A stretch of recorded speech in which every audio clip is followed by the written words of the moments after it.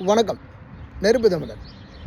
ஏற்கனவே ஈழத்து தமிழர்களெல்லாம் தமிழ்நாடுன்னு சொன்னாவே இந்தியாவான்னு வச்சு நொந்தியான்னு வச்சு அடிக்கிறாங்க.